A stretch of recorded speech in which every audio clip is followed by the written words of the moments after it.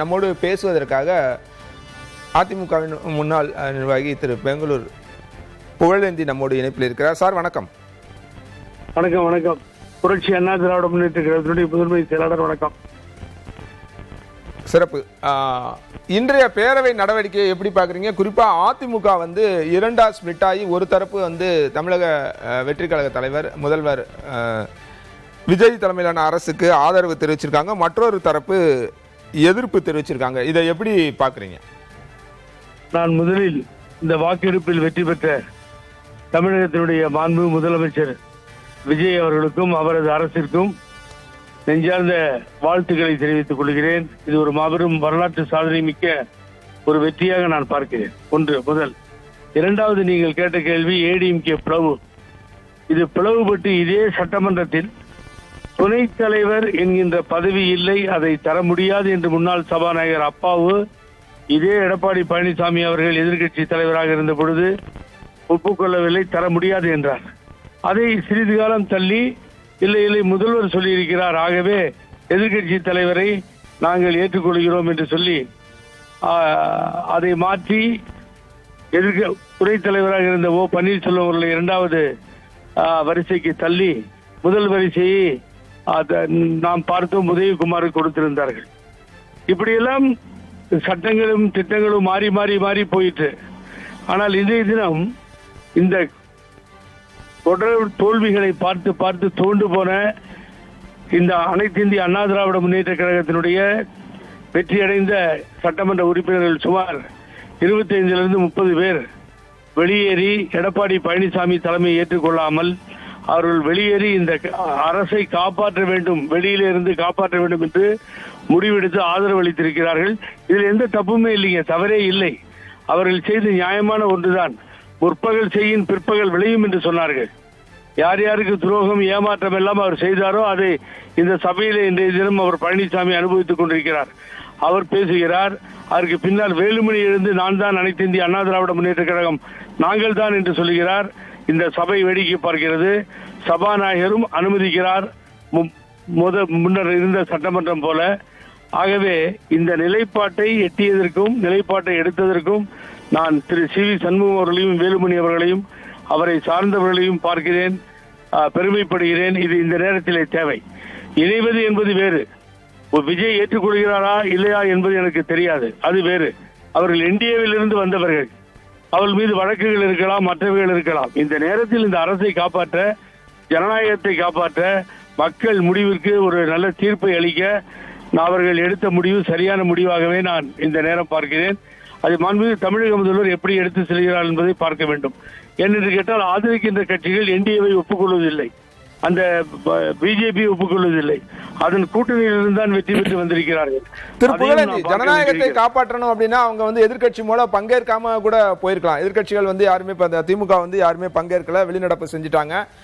அது மாதிரியான ஒரு நடவடிக்கையை அவங்க எதிர்ப்பு தெரிவிக்காட்டினா கூட அது மாதிரியான ஒரு நடவடிக்கையை எடுத்திருக்கலாம். ஆதரவு தெரிவிப்பது அப்படின்றது எப்படி பார்க்கறது? இன்னொன்று, கட்சியோட பொதுச் செயலாளர் இப்போ வரைக்கும் திரு எடப்பாடி பழனிசாமி அப்படின்னா கட்சி அவங்களோட கட்டுப்பாட்டில் தானே இருக்கு. இவங்க அதை மீறி செயல்படுவது அப்படின்றத எப்படி புரிஞ்சுக்கிறது? நீங்க ஒன்ன கவனிக்கணும். நல்ல பாயிண்ட்டுக்கு வந்தீங்க. நீங்க இந்த கேள்வி கேட்டதற்கு நன்றி. 11 சட்டமன்ற உறுப்பினர்கள் எதிர்த்து இதே அவையில் வாக்களித்தார்கள். உங்களுக்கு தெரியும், கிட்டத்தட்ட 10 ஆண்டுகள் ஆகிவிட்டது. அதன் மீது நடவடிக்கை எடுக்கப்பட்டது, அவர்கள் நீக்கப்பட்டார்கள், அதை எதிர்த்து வழக்கு மன்றத்திற்கு சென்றார்கள். உச்ச நீதிமன்றத்தில் இன்னும் நிலுவையாகவே இருக்கிறது அது. ஆகவே நீங்கள் சொல்வது இன்னும் பொதுச் செயலாளர் பழனிசாமி என்பதெல்லாம் தேர்தல் ஆணையம் எனக்கு நன்றாக தெரியும். அந்த வழக்கில் இருக்கிறேன். வழக்கை விசாரிக்க சொல்லி உயர்நீதிமன்றம் அமர்வு, சுப்பிரமணியம் நீதியரசர் அமர்வு சொல்லி இன்னும் முடிவெடுக்கவில்லை. ஒரு வழக்கு நிலுவையில் 2-3 வழக்குகள் இருக்கிறது. ஆகவே எந்த இடத்திலேயும் ஏஃபார்ம் பிஃபார்ம்ல சைன் பண்ண பொதுச் செயலாளர் ஒப்புக்கொண்ட அந்த தேர்தல் ஆணையம் இவரை பொதுச் செயலாளர் ஒப்புக்கொள்ளவில்லை. இந்த டிஸ்பியூட் இன்னும் இருந்துகிட்டு தான் இருக்கு. ஆகவே இது இனிமேல் எப்படி வெடிக்கும் என்று கேட்டால், யார் உண்மையான அண்ணா திமுக என்பதை கேட்பார்கள். அதிகமான எண்ணிக்கை எங்களுக்கு இருப்பதால் நாங்கள் தான் அண்ணா திமுக என்று சொல்வார்கள். பொதுக்குழுவை கூட்டி எடப்பாடியை நீக்குவார்கள். இதெல்லாம் ஒன்றின் பின் ஒன்றாக நடக்கும். முற்பகல் செய்யின் பிற்பகல் தாமே விளையும். ஆகவே இவர் பொதுக்குழுவிலே தூக்கி எறியப்படுவார் என்பதில் எனக்கு மாற்று கருத்தே இல்லை. இது திரும்ப கோர்ட்டுக்கு போகும், முதலிலே இருந்து ஆரம்பிக்கும். இதெல்லாம் திரும்ப இப்போது நடக்கப் போகிறது. இந்த நடப்பு என்பது இந்த ஆட்சிக்கு சாதகமாக போய் முடிந்திருக்கிறது. அதை அந்த முடிவை அவர்கள் எட்டியிருக்கிறார்கள், எடுத்திருக்கிறார்கள்.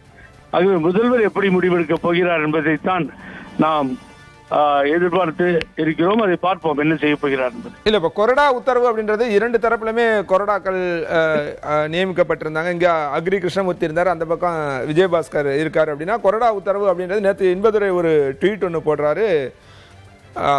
கொறடா உத்தரவு அதிமுகவோட உத்தரவை மீறி செயல்படுபவர்கள் மீது, அதாவது ஆதரவாக வாக்களித்தாலோ புறக்கணித்தாலோ அவர்கள் மீது, பங்கேற்காமல் போனாலோ அவர்கள் மீது நடவடிக்கை எடுக்கப்படும் அப்படின்றாங்க. இதோட அடுத்த கட்டம் எப்படி இருக்கும்? இப்ப இன்று ஆதரவாக வாக்களித்தவர்கள் மீது நடவடிக்கை பாயுமா? என்ன மாதிரி இருக்க போகுது? இந்த நடவடிக்கை பற்றி கவலையே இல்லை சார். ஏன்னு கேட்டீங்கன்னா, யார் விப்புங்கிறது எல்லாரும் சேர்ந்து முடிவெடுத்திருக்க வேண்டும். 2 அணிகளாக பிரிந்து முடிவெடுக்கிறார்கள். அதை ஏற்றுக்கொள்ள வேண்டியது சபாநாயகர் டிஸ்கஷன் பவர். அவர்தான் அதை முடிவெடுக்க வேண்டும். அதற்கு பின்னால் வழக்கு மன்றத்திற்கு செல்வதற்கு வாய்ப்பு இருக்கிறது. 2 விப்பை கொண்டு போய் சபாநாயகர் முன்னாடியும் நிறுத்தி மாண்புமிகு சபாநாயகர் உயர்ந்த எண்ணம் படைத்த ஜேசிடி பிரபாகரன் தான் முடிவெடுக்க வேண்டும். ஆனால் இப்ப 2 விப்பை போய் நிறுத்துறீங்க. நீங்க ஒரே கட்சியில் இருந்துட்டு ஒரே சின்னத்திலே வெற்றி பெற்ற நீங்கள் இருவரை போய் நிறுத்தினால் அதில் எண்ணிக்கை அதிகமாக கொண்டவர்களை தேர்வு செய்வதா, எண்ணிக்கை கம்மியாக இருக்கின்ற பொதுச் செயலாளர் சொல்வதை தேர்வு செய்வதா என்பதை இனிமேல் தான் பார்க்க முடியும். யார் விப்பினே தெரியல. நீங்க சொன்ன மாதிரி அது பிரச்சனை, டிஸ்பியூட் ஆயிடுச்சு இப்போ. ஆகவே தான் அமைதியாக இருந்தார். அதை வேடிக்கை பார்த்து கொண்டு சபாநாயகர் அமைதியாக இருந்தார். ஆகவே விப் விஷயத்தில் சபாநாயகர் தான் இறுதி முடிவெடுப்பார். ஆகவே இனி பழனிசாமி என்னை பொறுத்தவரை எல்லாவற்றையும் இழந்து விட்டார். எதுவுமே இல்லை அவரிடத்துல. சும்மா கத்தி கலட்டா பண்ணி இன்னும் சார், இதே சட்டமன்றத்தில் உங்களுக்கு நினைவு கூறுகிறேன், புதிய தலைமுறைக்கு பதிவு செய்கிறேன், ஒன்றுமே இல்லை. முன்னாள் முதலமைச்சர் ஓ பன்னீர்செல்வம் பேசுவார் என்று அப்பொழுதிருந்து அப்பாவு அறிவித்தார். முன்னாள் முதலமைச்சர் என்பதால் அழைக்க நான் முற்பட்டேன், அழைத்தேன் என்றார். ஆனால் என்ன நடந்துச்சு? பேசவே விடல. நாங்க தான் அதிமுக, எப்படி அடைக்கலாம் நீங்க? இன்னைக்கும் அது போன்ற ஒரு இன்றைய கூட்டத்தொடரிலும் கூட அது போன்ற நிகழ்வை நம்ம பார்க்க முடிஞ்சது. எஸ்பிமணி பேச தொடங்கிய போது இவங்க எதிர்ப்பு தெரிவித்தாங்க. எடப்பாடி தரப்புல இருந்து அந்த குழுவினர், அந்த எம்எல்ஏக்கள் எல்லாருமே எதிர்ப்பு தெரிவிச்சு சில நேரம் அங்க சிறிது நேரம் சலசலப்பும் நிகழ்ந்தது. அதையும் நம்ம பார்க்க முடிந்தது.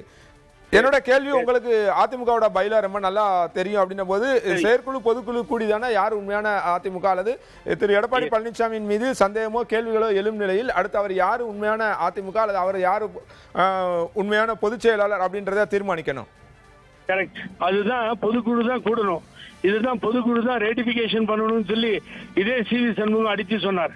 அங்க நின்று ஓபிஎஸ் வந்தப்ப கலாட்டா பண்ணி வெளியே அனுப்பிச்சாங்க. பொதுக்குழுல தான் எல்லா முடிவும் எடுக்கப்பட்டது. பொதுக்குழு தான் கூடிச்சு, அங்கேயே அறிவிச்சு அடுத்த வாரத்தை அறிவிச்சாங்க. ஆகவே 1/5 போதும் மெஜாரிட்டி பொதுக்குழுவை கூட்டுவதற்கு. பொதுக்குழு கூட்டப்படும். அப்படி பொதுக்குழு கூட்டும் பொழுது மெஜாரிட்டியாக இருப்பவர்கள் இப்படி இருக்கின்ற பழனிசாமி நீக்குவார்கள். நீக்கினால் அவர் பொதுச் செயலாளர் பதவியிலிருந்து வெளியில தான் போகணும். அதற்கு பின்னால் தான் இவர்கள் கைக்கு அதிகாரம் வரும். எல்லாமே பொதுக்குழுவில் தான் இருக்கிறது. பார்க்கலாம் தொடர்ந்து அடுத்தடுத்து என்னென்ன நகர்வுகள் இருக்க போகிறது அப்படின்றத நம்ம பார்க்கலாம். நன்றி உங்களுடைய பதிவு. ரொம்ப நன்றி. புதிய தலைமுறைக்கு வணக்கம், வாழ்த்துக்கள்.